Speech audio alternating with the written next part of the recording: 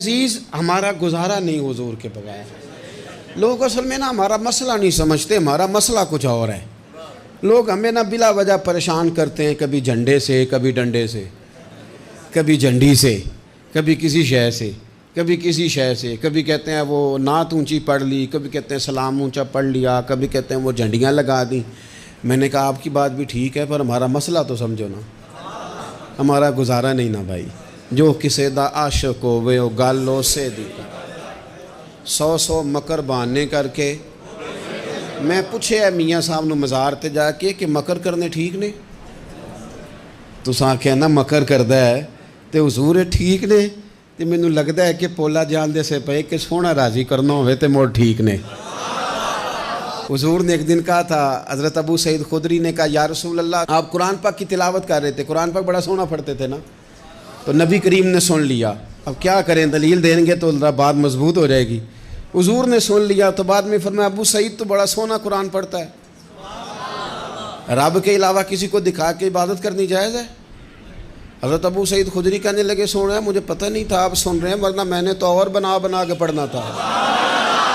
اب تو مان جاؤ نا، جو کسے دا عاشق ہووے گل اسے دی کرد ہے، 100 مکر بہانے کر کے، 100 مکر بہانے کر کے او دہی مرنے مرد ہے. میرے عزیز ہماری مجبوری ہے، لوگ اس بات کو سمجھتے نہیں، ہماری مجبوری ہے. حضور کا میلاد ضروری ہے. لوگ سمجھتے نہیں بات کو، اس لیے بلا وجہ رٹا ڈال کے بیٹھتے ہیں. بھئی ہم نے تو کوئی رٹا ڈالنا نہیں، نہ سیاست کا، نہ دولت کا، نہ اقتدار کا، نہ کسی اور چیز کا. سیاست دے جھگڑے اساں چھوڑ دیتے، تے محبت دا جھگڑا ہے، یہ چھڑا کوئی نہیں سکتا. تو میرے عزیز ہمارا حضور کے بغیر گزارا. اور نبی پاک علیہ السلام کے بارے میں رب فرماتا ہے وَلَسَوْفَ يُعْطِيكَ رَبُّكَ فَتَرْضَىٰ. محبوب میں آپ کو اتنا دوں گا کہ آپ اپنے رب سے راضی ہو جائیں گے. کیا کروں میں اب، یہ آیت اتنی شاندار ہے. حضرت امام زین العابدین رضی اللہ تعالیٰ عنہ سے کسی بندے نے کہا قرآن پاک میں سب سے زیادہ امید والی آیت کون سی ہے؟ اس کا خیال تھا لا تقنطوا من رحمت اللہ کہیں گے، اللہ کی رحمت سے نا امید نہ ہونا. اس نے کہا حضور سب سے امید والی آیت بتائیں. وہ کہتا میرے ذہن میں تھا کہ یہ والی آیت پڑھیں گے. تو امام زین العابدین رضی اللہ تعالیٰ عنہ فرمانے لگے سب سے امید والی آیت ہے وَلَسَوْفَ يُعْطِيكَ رَبُّكَ فَتَرْضَىٰ. رب کہتا ہے محبوب اتنا دوں گا کہ آپ اپنے رب سے راضی ہو جائیں گے. آیت نازل ہو گئی تو حضور پتہ کیا فرماتے ہیں صحابہ سے؟ فرماتے ہیں رب کہتا ہے حبیب تجھے راضی کرنا ہے، اور جب تک میرے سارے غلام جنت میں گئے نہ میں نے اللہ سے راضی ہونا ہی نہیں. میں نہیں راضی ہوتا اللہ سے. سارے جائیں گے تو تب تو میں تو کہتا ہی رہوں گا نا قربان پچھانن والے آتا.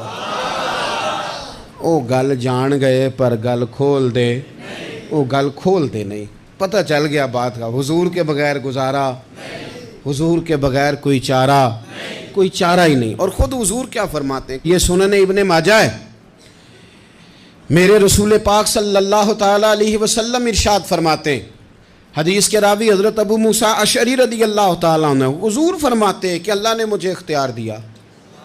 یا رسول اللہ کس بات کا؟ فرمایا رب نے اختیار دیا میں چاہوں تو آدھی امت بغیر حساب کے جنت چلی جائے، اور میں چاہوں تو اللہ سے اختیار لے لوں کہ یا اللہ مجھے شفاعت کا حق دے، میں سفارش کرتا جاؤں اور تو انہیں معافی دیتا جائے. یہ مجھے اختیار دیا اللہ تعالیٰ نے. تو حضور کیا فرماتے ہیں؟ فرماتے ہیں وہ آدھی امت والا سودا نہیں میں نے قبول کیا. میں نے نہ شفاعت لی ہے کیونکہ یہ عام تر ہے اور یہ کفایت کرنے والی ہے. یہ عام بھی ہے اور کفایت کرنے والی بھی ہے. اور حضور نے یہ لفظ کہے، یہ سنن ابن ماجہ کتاب الزہد دیکھیے گا، اس میں روایت مل جائے گی. حضور فرماتے ہیں یاد رکھو تمہارا کیا خیال ہے کہ میری یہ شفاعت پرہیزگاروں کے لیے؟ خود جملہ استفہامیہ سے بات کرتے ہیں. تمہارا کیا خیال ہے کہ میری یہ شفاعت جو قیامت میں سفارش کروں گا تو پرہیزگاروں کی کروں گا؟ حضور فرماتے ہیں نہیں، میں قیامت میں گناہگاروں کی سفارش کروں گا. میں گناہگاروں کی سفارش کروں گا، گناہگاروں کے لیے عرض کروں گا اللہ کی بارگاہ میں. کچھ دن پہلے میں کہیں پڑھ رہا تھا کسی کا مضمون، اس نے تشبیہ کس طرح کی دی ہے مجھے پتہ نہیں، لیکن لکھ دی بات. کہنے لگے ایک وکیل ہوتا ہے، ایک شفیع ہوتا ہے.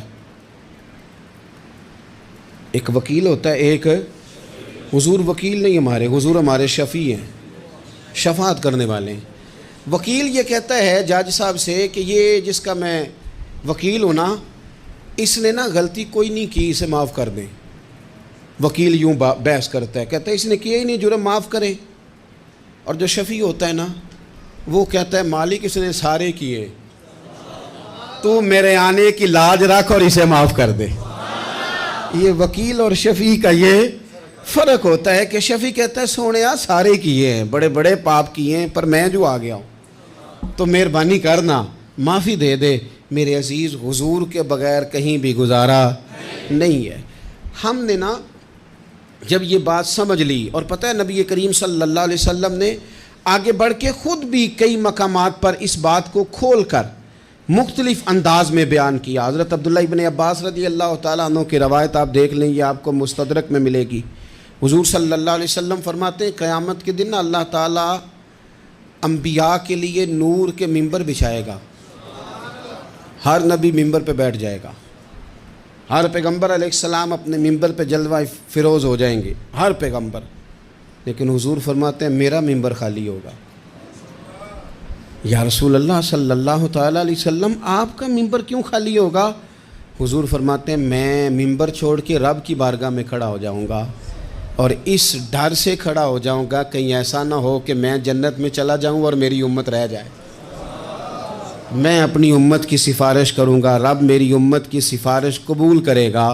فرماتے ہیں میں اتنی سفارش کروں گا، اتنی سفارش کروں گا کہ جہنم کا دروغہ مجھ سے کہے گا کہ محبوب کمال ہو گئی، آپ نے تو اپنا کوئی غلام دوزخ میں رہنے نہیں دیا، سارے آپ نے نکال دیے۔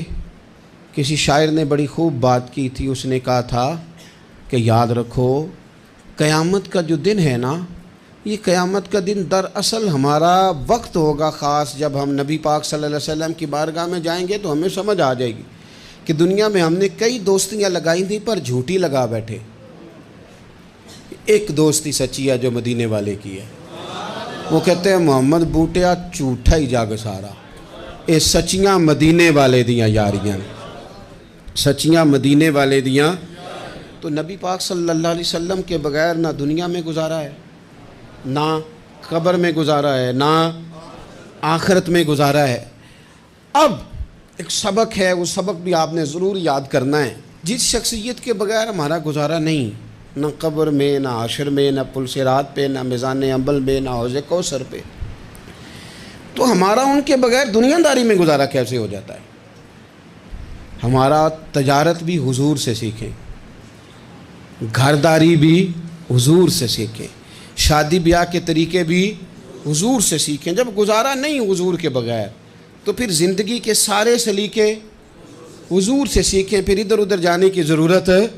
حضور کی سیرت کو پڑھیں، سوانے کو پڑھیں، حیات مبارکہ کا مطالعہ کریں۔ یہ جو ہم میلاد کا جلوس لے کے نکلتے ہیں نا، جب ہم نے نا بہت ساری چیزوں کو سطحی سا سمجھ لیتے ہیں معاذ اللہ بعض اوقات۔